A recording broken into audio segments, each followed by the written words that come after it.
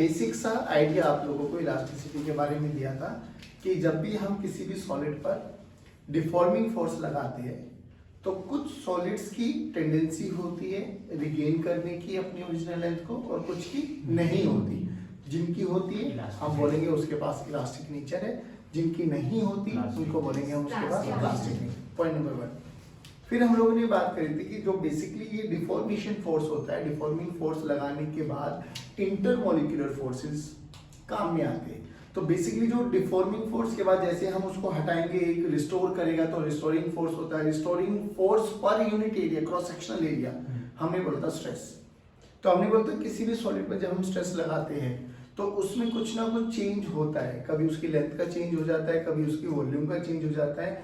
इस चेंज होने के कारण जो हम डिफॉर्मिंग फोर्स लगाया है उसमें जो सॉलिड में जो भी चेंज आया है उस चेंज की रेशियो को बोलते हैं हम स्ट्रेन, कि क्या चेंज आया है और उसकी ओरिजिनल क्या लेंथ थी। मतलब लेंथ का चेंज मान लेते हैं तो वॉल्यूम का मानते तो वॉल्यूमेट्रिक स्ट्रेन। फिर हम लोगों ने बोला स्ट्रेस बेसिकली 3 टाइप से हमने डिफाइन किया गया। एक नॉर्मल स्ट्रेस, ठीक है, नॉर्मल स्ट्रेस को फर्दर और 2 पार्ट्स में डिवाइड किया गया, एक टेंसाइल एंड एक कॉम्प्रेसिव। टेंसाइल जब लेंथ का इलोंगेशन होगा, कॉम्प्रेसिव जब लेंथ का डिक्रीज होगा। फिर हम लोगों ने देखा था hydrostatic pressure stress. Hydrostatic stress में क्या बोला था कि जब एक्सेस प्रेशर, बेसिकली जब एक्सेस प्रेशर लगाया गया तो उसमें क्या चेंज आया उसकी वॉल्यूम में, तो वो बेसिकली हमारे पास था। फिर हम लोगों ने देखा था टेंजेंशियल स्ट्रेस, है ना, कि जब हम टेंजेंशियल स्ट्रेस लगाते तो उसकी जो बॉडी की शेप थी वो चेंज हो गई थी विदाउट चेंजिंग इट्स वॉल्यूम और लेंथ वगैरह में, हमने ये देखा था। आज हम बात करेंगे हुक्स लॉ। अब देखो बच्चों, हुक्स ने क्या बोला कि अगर हम बात करें with in the elastic limit, अब ये इलास्टिक लिमिट के बारे में क्यों बात कर रहे हैं, क्योंकि इलास्टिक लिमिट तक ही हम उसकी वो रिगेन करने की टेंडेंसी रहती है।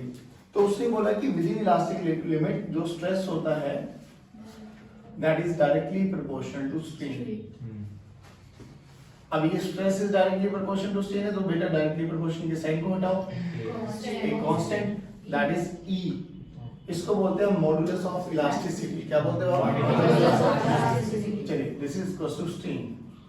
तो E का फॉर्मूला बोलो यहां से क्या है बेटा? Stress by strain. चलिए अब देखिए, अगर कोई नॉर्मली मेरे से हुक्स लॉ पूछे तो मैं एक स्ट्रेस और स्ट्रेन का ग्राफ बनाऊं, एक तरफ स्ट्रेस ले लूं और एक तरफ मैं स्ट्रेन ले लूं तो मेरे पास ग्राफ ये आया।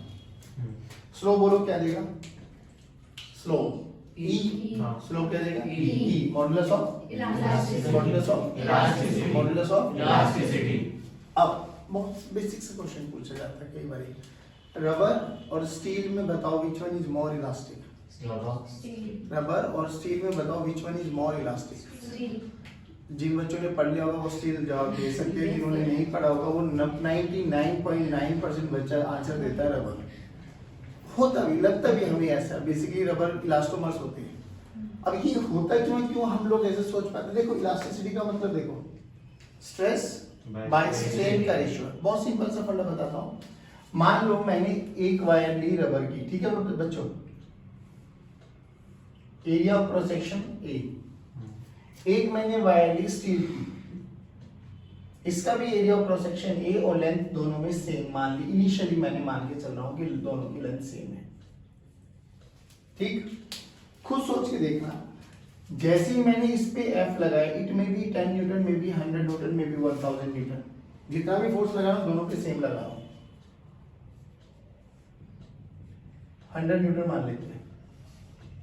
तो पहले ये बताओ स्ट्रेस डेवलप हुआ? हाँ। स्ट्रेन आएगा? बिल्कुल आएगा।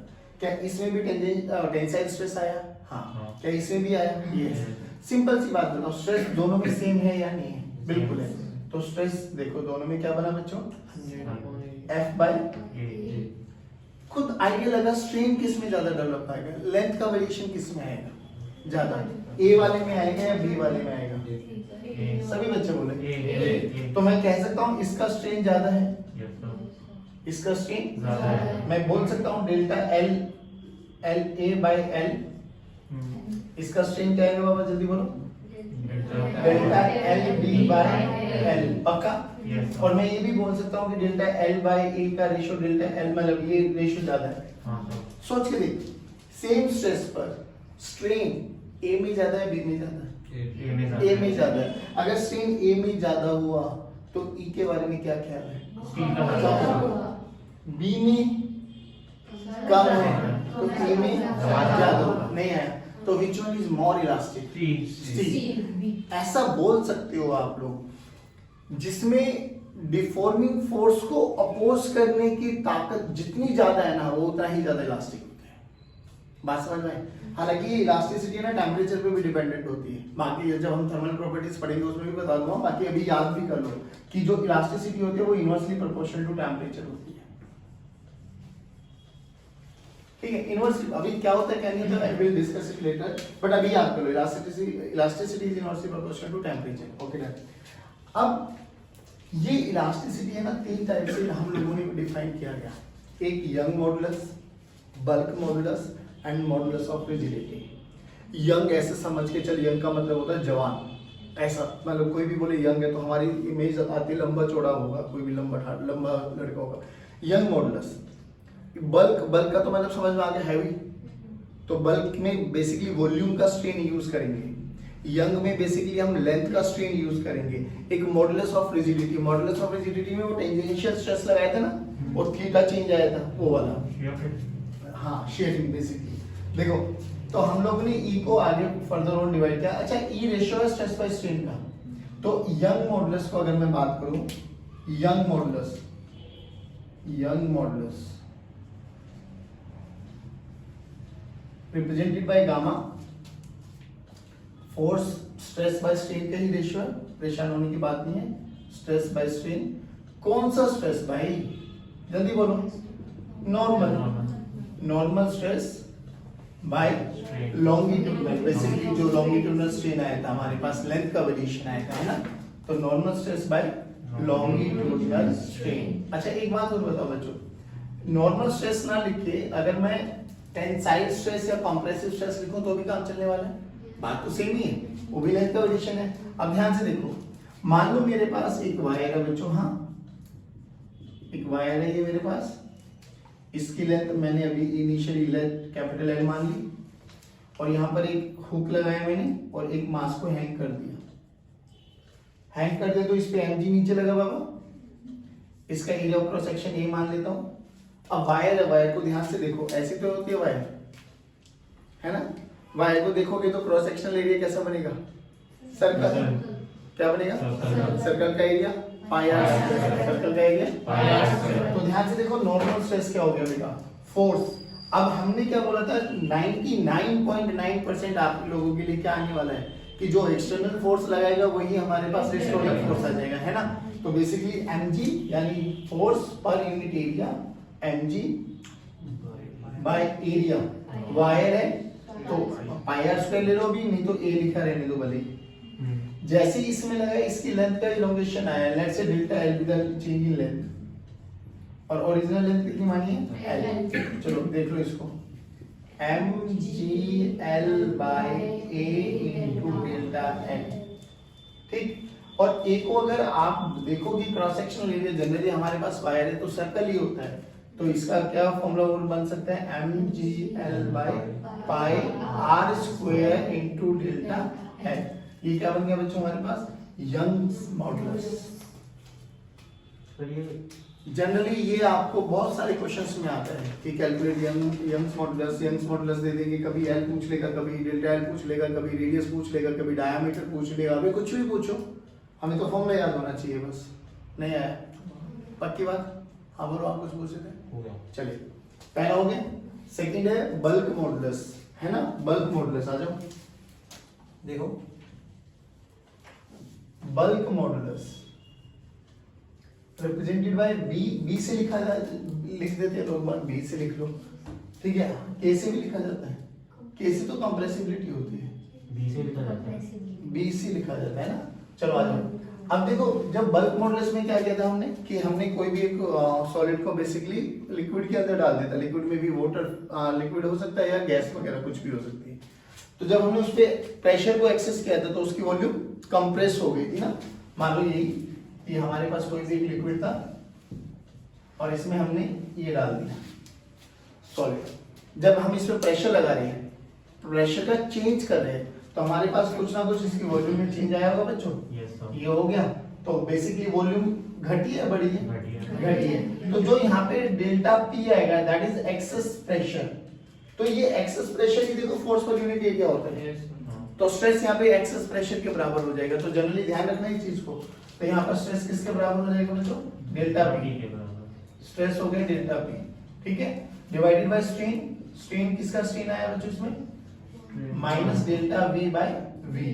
डेल्टा वी क्या है यहाँ पर?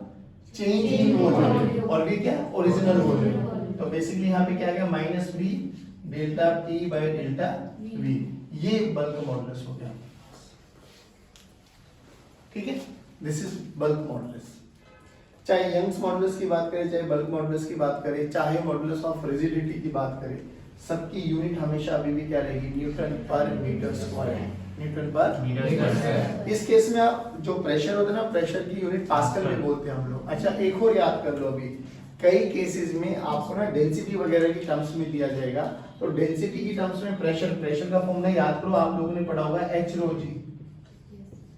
नवीं 10वीं में पढ़ा होगा, नहीं पढ़ा तो याद कर लो। एच क्या होता है? हाइट, रो क्या होता है? डेंसिटी, जी क्या होता है? Acceleration due to gravity. कि अगर मेरे हाथ पे एक फ्लूइड में डाल दूं, लिक्विड डाल दूं, हाँ, तो लिक्विड कितनी हाइट तक फिल कर दूं? H height. लिक्विड की डेंसिटी क्या है?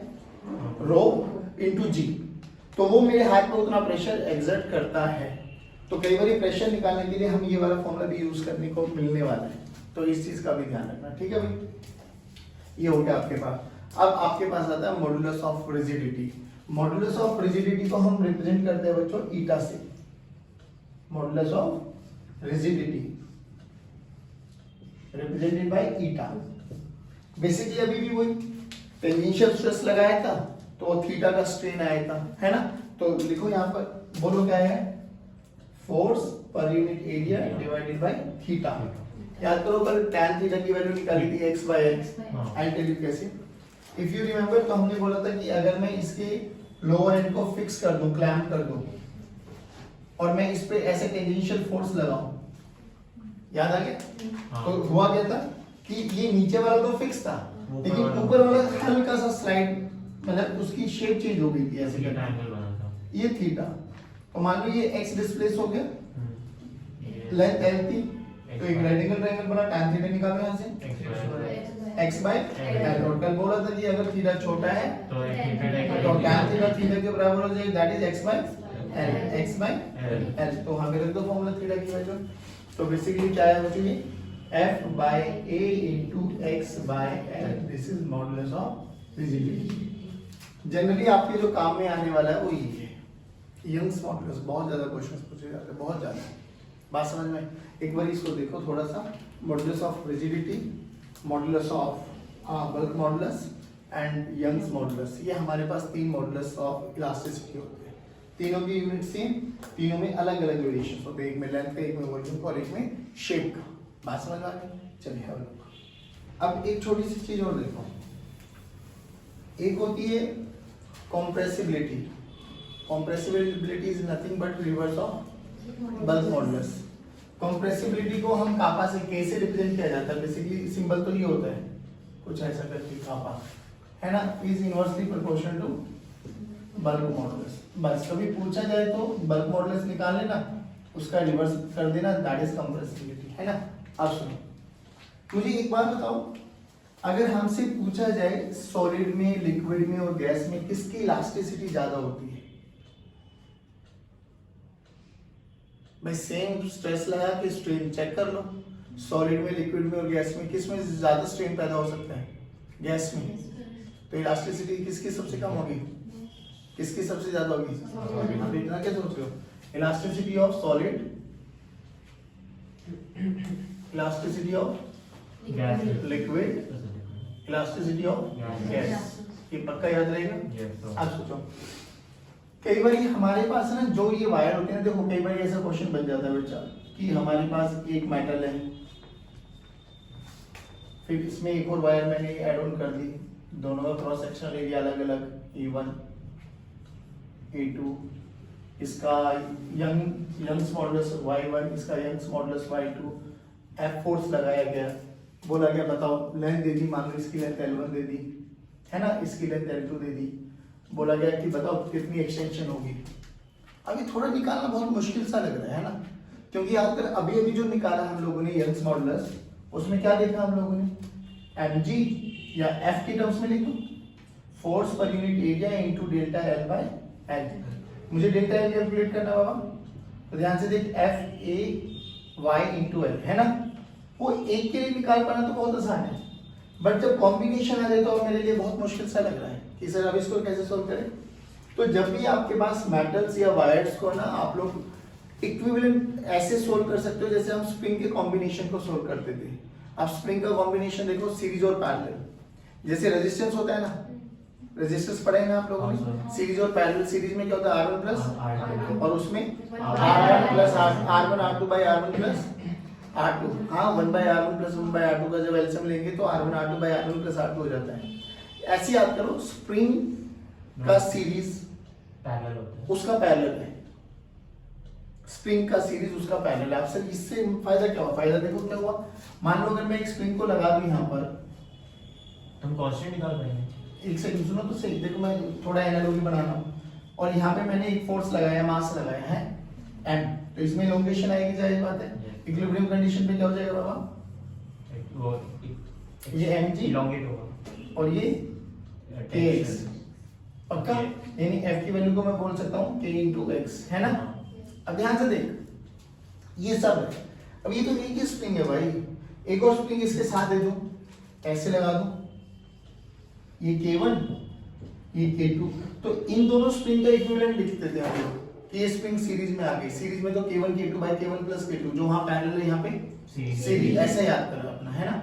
और ऐसे आ जाए, एक स्प्रिंग ये रही हमारे पास, एक स्प्रिंग ये रही, बताओ ये कैसा कॉम्बिनेशन है, पैरेलल, कैसा कॉम्बिनेशन है। अब सुन, now what to do, same ऐसे ही हम लोग यहाँ पे मान के चलते कि एक मेटल में ना, एक मेटेलिक वायर को हम स्प्रिंग के इक्विवेलेंट कंसीडर करा जा सकता है। कंडीशंस देखो, मान लो इसकी लेंथ L थी, इसका यंग्स मॉडुलस y है, ठीक है, और इसमें जो इलोंगेशन आया that is x, F force लगाने से इसमें जो इलोंगेशन आ गया x, लगाओ एक बार यंग्स मॉडुलस का फॉर्मूला y, इसका एरिया ऑफ क्रॉस सेक्शन ये मान लो y, this is equals to f by a into x by l। f की वैल्यू निकालें यहाँ से, f की वैल्यू देख क्या आ गई, y a by l into x। इस इक्वेशन को और इस इक्वेशन को कंपेयर करो, कुछ तो चैनल होगी लग रही है आपको, वो x भी डिस्प्लेसमेंट था, वो भी इलोंगेशन, ये बेसिकली फोर्स, तो यहाँ पे k की वैल्यू क्या आ गई, y a l, y a l, y a l, y a l। तो अगर मैं बात करूं तो यहाँ से k की वैल्यू मुझे आती हुई दिखाई दे रही है y a l के बराबर। Please make a note, series combination में इक्विवेलेंट निकालने का फॉर्मूला होता है, k इक्विवेलेंट निकालने का फॉर्मूला होता है बेटा k1 k2 bye k1 plus k2। अब ये बताइए, जो रोड्स है अलग अलग वायर है, ये सीरीज कॉम्बिनेशन है पैरेलल कॉम्बिनेशन, बस खत्म। सोच के देख, अगर मुझे k पता लग गया, k इक्विवेलेंट निकालो ना, k इक्विवेलेंट क्या हो जाएगा, k1 k2 bye k1 plus k2। ध्यान से देख, k1 की वैल्यू यहाँ से क्या आ जाएगी, y1 a1 बाय l1, ऐसे मत देखो, सही बोल रहा हूँ, तो y1 a1 bye l1, k2 देखो y2 a2 बाय l2। सोच के देख, अगर मुझे k इक्विवेलेंट पता लग गया तो f का फॉर्मूला क्या लिख सकता हूं मैं, f का formula f this is equals to k equivalent into x। k equivalent अभी भी निकाला है, f पता है, x आ गया, नहीं आया समझ में। सिंपल सी बात करके, अगर दो या दो से ज्यादा मटेरियल्स आ जाते हैं कॉम्बिनेशन में, तो सिंपली आप क्या निकालो, इनको इक्विवेलेंट मान लेना, स्प्रिंग इक्विवेलेंट के मतलब ऐसे लेके चलना कि जैसे स्प्रिंग के कॉम्बिनेशन करते थे ऐसे ही वायर्स के कॉम्बिनेशन करते हैं। इतना समझ में आ गया, पक्की बात है। बस ये याद रख लेना कि यहाँ पे k की वैल्यू क्या हो जाएगी, y into a into l, y into a into l। कुछ नहीं, वो ये बस मेटेलिक वायर जो है ना, मतलब कोई भी metallic wire is equivalent to spring, equivalent, ये बेसिकली न्यूमेरिकल का यहाँ पे हमारा y क्या है, वायर कोई भी वायर ले ली मैंने, उसकी लेंथ एक मैंने स्टील की वायर ले ली, एक मैंने कॉपर की वायर ले ली, दोनों को जोड़ के लगा दिया। फिर उस पर एक फोर्स लगाया मैंने, बोला गया आप बताओ इसमें एलोंगेशन कितना आएगा।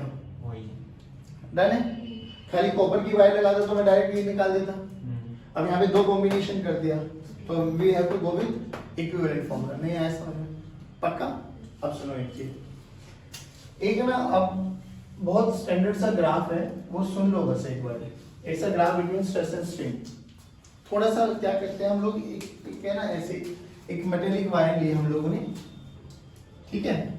इस मेटेलिक वायर पे हमने एक लोड लगा दिया M, और इस M की वैल्यू को मैं लगातार बढ़ाता जा रहा हूं, तो होगा क्या? एक लिमिट तो ऐसी आएगी भैया कि जब तक हम बढ़ा रहे हैं ये वापसी अपनी पोजीशंस को मतलब शेप एंड साइज को रिगेन करता जा रहा है, that is with in the elastic limit. तो फिर अगर मैं फिर भी बाज ना हूं तो क्या होगा? मैं बढ़ाता जाऊंगा तो एक पॉइंट ऐसा भी आएगा कि अपनी ओरिजिनल शेप एंड साइज को रिगेन नहीं कर पाएगा। एक पॉइंट ऐसा भी आता है जिसमें इसमें परमानेंट डिफॉर्मेशन आ जाती है। भाई मान लो ये लेंथ है 1 मीटर, एग्जैक्ट 1 मीटर मान के चल लेते हैं। फोर्स बढ़ाया, विद इन इलास्टिक लिमिट रखी तो वो 1.001 हो गया, छोड़ा वो वापसी 1 पे आ गया। बढ़ाते गए एक पॉइंट ऐसा आ गया कि अब इसमें परमानेंटली डिफॉर्मेशन आ गया कि वो 1.01 मीटर हो ही गई परमानेंटली। अब तो फोर्स हटा या लगा ये रहेगी, फिर और बढ़ाता चला गया। अब जब उसमें परमानेंट डिफॉर्मेशन आ गया तो मैं कह सकता हूँ ना ये प्लास्टिक नेचर आ गया इसका। फिर मैंने और फोर्स लगाया, तो और फोर्स लगाने से क्या होगा? तो इसमें और इलोंगेशन आती चली जाएगी। एक लिमिट आती है जिसको हम बोलते हैं मैक्सिमम अल्टीमेट स्ट्रेंथ, कि भाई ये इसका पीक है सर, इस पीक तक आपने वजन लगाएगा तो ठीक है ये विथस्टैंड कर पाएगा। इस पीक के बाद अगर आप लगाते हो तो ये टूट जाएगा। देखो सबसे अच्छा एग्जांपल बताता हूँ मैं इससे थोड़ा सा समझने के लिए। मान लो मैंने एक ना रस्सी लटका रखी है, रस्सी या रबर बैंड कोई भी ले लो, और जब तक उस रस्सी पे मैं लटक रहा हूँ, झूला डाला हुआ है, झूल रहे मौज आ रही है, अच्छे से हम अपने एंजॉयमेंट कर रहे थे, गलती से उसमें कट लग जाएगा, अगर रस्सी में गलती से भी कट लग जाए। कोई भी मूवीज देखो आप उठा के, इसकी आमिर खान की और इसकी अजय देवगन की एक मूवी है वो, नहीं वो तो उसकी है जिसमें वो एक रस्सी पे चलता है और लड़की उस रस्सी को आरी से काट रही होती है। अरे उसमें वो है यार, हाँ बेटा बहुत बढ़िया, इश्क, वेरी गुड, परफेक्ट, सही जवाब दिया इसमें। तो उसमें देखो मैं ये क्या हूँ, रस्सी अगर लटकी हुई है और हल्का सा कट लग जाए तो तुझे नहीं लगता कि अब उतने ही वेट पे वो जल्दी जल्दी टूटने के चांसेस रहेंगे? क्योंकि क्या होता है कि उसकी मैक्सिमम अल्टीमेट स्ट्रेंथ को हमने ना वो कर दिया, फटीग ले गया। फटीग का मतलब समझते हो? मैं आई टेल यू, एक आता है इलास्टिक फटीग। वो क्या होता है देखो, बेसिकली क्या बोला गया कि आपने ना दो सेम वायर और यहां पर एक डिस्क लगा दो, ऐसे बिल्कुल सेम, सब कुछ सेम, ठीक। एक को तो ना ऐसे डेली घुमाओ, इसको बोलते हैं हम टोरोजनल पेंडुलम, टोरोजनल वाइब्रेशंस दो इसको। घुमाने का मतलब समझ में आ गया? एक रस्सी ली, उसको डेली घुमा रहे छोड़ रहे, तो जा रही है वापसी आ रही है, जा रही है वापसी आ रही है। और ये प्रोसेस हम लोगों ने 10 दिन तक लगातार किया, इसने बिल्कुल नहीं किया। 11वें दिन क्या किया, इसको भी हम लोगों ने एक वाइब्रेशन दी, इसको भी एक टोरोजनल वाइब्रेशन दी। सोच के देख, सबसे पहले किसकी वाइब्रेशन खत्म हो जाएंगी? इस वाले। इसको बोलते हैं इलास्टिक फटीग। फटीग का मतलब क्या होता है? अब ऐसे समझ के चल, एक प्लेयर है वो 50 ओवर खेल चुका है, आउट हो गया, उसको खेल में दिखाई दे रहा था कि भाई ये थक चुका है। एक ड्रेसिंग रूम से नया लड़का आया, अभी वो आते छक्के चौके मारा, तो क्या यार लड़के में एनर्जी तो होगी, जायज बात है, क्योंकि वो जो 50 ओवर खेल चुका वो तो अपने आप में टायर्ड हो चुका है, खत्म एनर्जी। तो रियलिटी में इसमें भी हम बोलते हैं इलास्टिक फटीग। इलास्टिक फटीग का मतलब समझ में आ गया आप लोगों में क्या? कि एक ही एक्टिविटी को अगर हम बार बार करते चले जाते हैं तो इनकी स्ट्रेंथ जो होती है ना वो कमजोर हो जाती है ना। एक नई चीज को देखो, नई रस्सी को देखो, पुरानी रस्सी को देखो, जमीन आसमान का फर्क दिखाई देगा आपको। नई रस्सी एकदम मजबूत होगी, सॉलिड होगी, पुरानी रस्सी में कहीं ना कहीं ऐसे रेशे निकले हुए होंगे, उसकी इलास्टिक स्ट्रेंथ, उसकी स्ट्रेंथ और इसकी स्ट्रेंथ दोनों में जमीन आसमान का वेरिएशन आता है। तो वो फटीग बोलते हैं कि हम रिपीटेडली एक काम को लेते। यही तो फटीग का ही तो सबसे बेस्ट एग्जांपल है कि 40 साल के बाद, 50 साल के बाद किसी भी एक सड़क को, एक बिल्डिंग को हम अनसेफ डिक्लेयर कर देते हैं। ये फटीग ही तो है। कोई भी फ्लाईओवर है, फ्लाईओवर पे नया नया फ्लाईओवर बना, बहुत अच्छी बात है। आजकल तो खैर इंजीनियर भी खतरनाक ही है, बढ़िया। एक नया का नया फ्लाईओवर भी ऐसा लगता है जैसे भाई साहब पता नहीं 50 साल हो गए बने बनाए। ये देख लो KMP, अगर आप आंख लिखे हुआ है speed limit 120 kilometre per hour है, आंख बंद करके अगर तू तरीके से 120 किलोमीटर पर आवर चला रहा है और तूने क्रूज वो लगा दिया मोड अपना, और तू ये सोच के बैठा है कि सही है। मैं लाइव बताता हूँ, मैं अपने घर जा रहा था भाई, मैं 80-90 की स्पीड पे चला रहा था और लिटरली बता रहा हूँ ऐसे बम्प आते हैं इसमें, अगर कभी KMP पे गए तो अंधे बम्प है।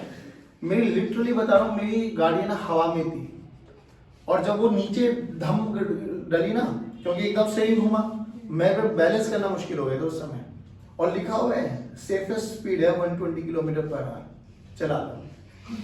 अगर उनकी भी विश्वास करोगे ना तो पक्का कहीं ना कहीं और ही जाओगे। जाना था घर पहुंच गए हरिद्वार, कुछ ऐसे करके कोटेशन ही है। चलो बात समझ में आई। तो ये फटी आता है, इसलिए हम कुछ समय के बाद उनको भी वो डिक्लेयर कर देते हैं, अनसेफ डिक्लेयर कर देते हैं कि भाई इस फ्लाईओवर पे अब मत गाड़ी चलाना, इसको रिपेयर कराओ। ये इलास्टिक फटीग का एग्जांपल होता है। एक होता है elastic after effect. Elastic after effect में क्या होता है कि जैसे हम लोगों ने उस पर डिफॉर्मिंग फोर्स लगाया तो कुछ मटेरियल तो फटाक से रिगेन कर लेते हैं अपनी ओरिजिनल शेप एंड साइज को, कुछ they will take some time. तो जो ये डिले होता है ना डिफॉर्मिंग फोर्स हटाने के बाद उसको ओरिजिनल शेप एंड साइज में आने के लिए, जो ये समय होता है, इसको इलास्टिक आफ्टर इफेक्ट बोलते हैं। इस समय को बोलते हैं हम बेसिकली रिलैक्सेशन टाइम बोलते हैं, शायद इसको रिलैक्सेशन टाइम बोलते हैं। ठीक है, कि वो अपनी ओरिजिनल शेप में आने में कितना समय ले रहे हैं। बात समझ में आई? ऐसा माना जाता है कि जो ये गोल्ड सिल्वर वगैरह होते हैं ना, ये इनका नेग्लिजिबल है और सबसे ज्यादा होता है ग्लास का। इतनी जल्दी आते हैं गोल्ड? हाँ, ये ऐसा माना जाता है कि इनका बहुत नेग्लिजिबल टाइम है, बहुत जल्दी अपनी ओरिजिनल शेप एंड साइज को रिगेन कर लेते हैं। ये सब चीजें बात समझ में आई आपको? तो elastic fatigue, elastic after effects, ये बहुत बेसिक टर्मिनोलॉजी है जो आप लोगों को समझ में आनी चाहिए। हाँ, अब मैं क्या कह रहा हूँ कि जब तक हम लोगों ने इसको with in the elastic limit लगाया तो ठीक है, वो जाएगा, एक्सटेंशन होगा, फिर हटाएंगे, डिफॉर्मिंग फोर्स हटा देंगे, वो अपने आप को रिगेन कर लेता है। फोर्स बढ़ाते जा रहे हैं, एक पॉइंट ऐसा आएगा कि इसमें परमानेंट डिफॉर्मेशन आ जाता है, फिर भी हम बढ़ाते जा रहे हैं। एक पॉइंट ऐसा आता है कि भाई ये इसका मैक्सिमम है, अब इसके बाद अगर तू लगाएगा ना तो ये टूटना स्टार्ट हो जाएगा। और एक अच्छी बात देखो, रस्सी पे मान लो यहाँ रस्सी लटक रही थी, मैं रस्सी पे लटका, रस्सी में कुछ नहीं हुआ, गलती से रस्सी ना टूटना स्टार्ट हो गई। मैं पहले वो रस्सी मेरा वेट भी मतलब मैनेज कर पा रही थी, अब मैं छोटे से बच्चे को भी लटकाऊंगा ना तो भी वो टूटती हुई दिखाई देगी आपको। यानी जैसे जैसे आप स्ट्रेस भी कम करते चले जाओगे, अगर उसकी अल्टीमेट स्ट्रेंथ आपने अचीव करा दी तो उसके बाद तो बहुत कम फोर्स भी लगाओगे ना तो भी उसको टूटने से कोई नहीं रोक सकता। बात समझ में आ गई आपको? देखो, तो यहाँ पर है ना एक ग्राफ बनाया जाता है स्ट्रेस एंड स्ट्रेन का, और बड़ा फेमस ग्राफ है, मैं फ्रैंकली बोलूँ आपको, बहुत सारे क्वेश्चंस आते हैं यहाँ से, स्ट्रेस वर्सेस स्ट्रेन। चेक कम से कम टाइम के लिए करा है हाईएस्ट स्पीड पे। हाँ, एक बार वो अचीव हो गया, उसके बाद हल्का सा भी बढ़ाओगे तो वो टूटना, ब्रेक डाउन स्टार्ट हो जाएगा। फिर चाहे तू कितना भी वजन कम करता चला जाए वो रुकेगा नहीं, फिर वो टूटेगा ही टूटेगा। ये ऐसे ये फॉलो करता है आपका इलास्टिक लिमिट। फिर ऐसे इन पॉइंट्स को नाम दे लेते हैं A, B, C, D, E। ऐसा सा ग्राफ होते हैं। ये कितना है? अभी बताता हूँ, आई टेल यू सब चीजें। देखो ध्यान से, ये तो आपके पास प्रोपोर्शनल लिमिट का ग्राफ है। स्ट्रेस जितना लोड लगाया उतना स्ट्रेस डेवलप हुआ, stress is directly proportional to strain. O से लेके A तक जैसे ही आप स्ट्रेस लगाते जाओगे स्ट्रेन आएगा जरूर, हटा दो, वो अब से अपनी ओरिजिनल शेप एंड साइज को रिगेन कर लेगा। इसको बोलते हैं प्रोपोर्शनल लिमिट। प्रोपोर्शनल लिमिट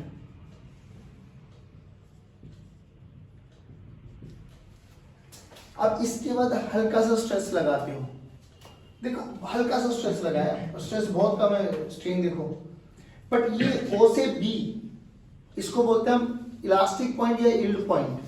ये ऐसा पॉइंट है कि यहां तक भले ही वो A से B स्ट्रेस वो स्लो को ओबे ना कर रहा हो, बट A से B तक B अगर आप फोर्स लगाते हो तो B अपनी ओरिजिनल शेप एंड साइज को रिगेन करता है। इस B पॉइंट को बोलते हैं यील्ड पॉइंट।